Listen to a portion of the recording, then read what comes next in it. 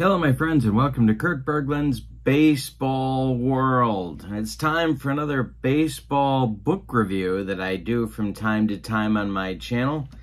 They are archived, by the way. All my baseball book reviews are under a separate playlist on my channel, so if you'd like to look for some reading material, everything that I have reviewed in the last, 4 years has been bookmarked and put in that playlist for you to check out. And today's book is going there as well. Today's review is going there as well. We have here a book called Baseball Under the Palms, The History of Miami Minor League Baseball, Volume 2, 1962 to 1991. It's written by Sam Zygner and Barbara Cabrera. Along with it, there is a companion volume. The first volume of the two is The History of Miami Minor League Baseball, the early years, 1892 to 1960.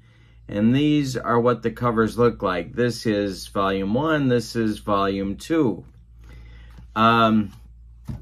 There's a lot to like about this book, and I'm going to tell you after reading it, what it does is it, as the title suggests, it researches and describes the on-field as well as the behind-the-scenes, off-field stuff, some political intrigue in the Miami area as well. Sort of the whole story of Miami minor league baseball, and there's some awfully big baseball names that are talked about in this book, ranging from Andy Seminick, if you're an old school guy like I am with my whiz kids, to people like Cal Ripken Jr., and even to the birth of the Marlins franchise, sort of spearheaded by Bill Murray and the late Jimmy Buffett. So it's an incredibly rich story, and when I was done reading it, I was thinking to myself, what took so long to get a major league franchise there? There certainly seems to be a foundation of interest. One of the things the book calls for, and one of the purposes of writing the book, is clearly to get the current major league club in Miami, the Miami Marlins, to recognize and support and appreciate the tremendous minor league history that exists in the community. And apparently, I don't know, but apparently they have not done this. And that seems like kind of a no-brainer to me. I don't understand why the franchise wouldn't invest in Miami baseball history a little bit. It seems like a good way to build a fan base, and Lord knows they need one. So it's a little bit of a mystery. But the other thing that I really appreciate, and you know me about, if you've seen my other baseball book reviews, you know me, I really appreciate certain things. The book is 300 pages long. It does contain an index, and boy, when you're reading a book like this, you appreciate an index. And there's one thing I appreciate even more than an index, and that is endnotes.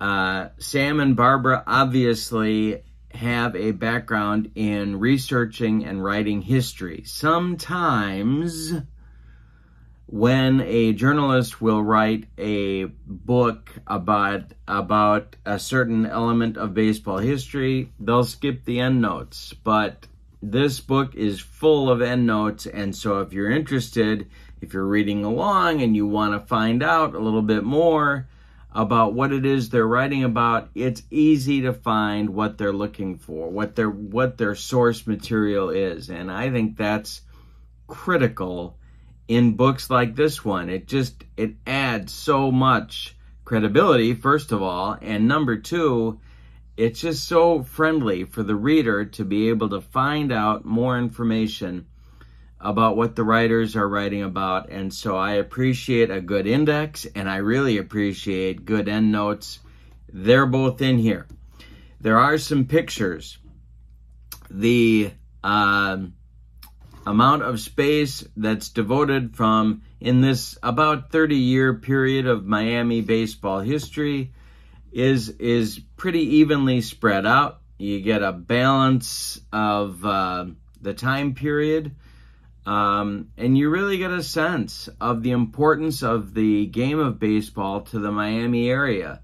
And it just kind of blows me away that the Major League Marlins, and of course the Marlins were also one of the names of the minor league franchises that were there, but the Major League Marlins really are missing the boat by not embracing the Miami heritage of baseball history. So if you're interested in really a good story about how baseball really grows in a community, and this is just the second part. This is volume 2. Volume 1, I want to pick up now and see how it kind of began. The roots of Miami baseball go to the 1890s, and how many communities can say that? So there's a lot here to read about. If you like minor league baseball, you're going to like Baseball Under the Palms. If you like Major League Baseball, you're going to be very interested in the names that pass through the Miami baseball history. So it's a really interesting story. I recommend the book.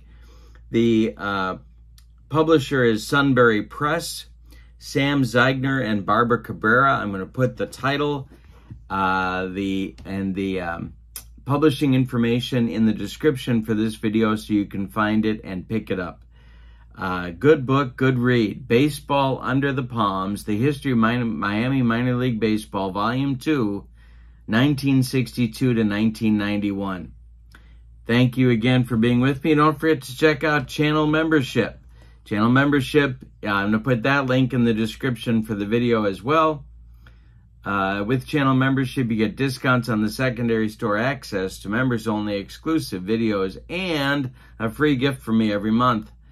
Can't beat it with a stick, my friends. Thank you for joining me. Keep reading. It's good for the brain. Have a wonderful evening. So long, everybody.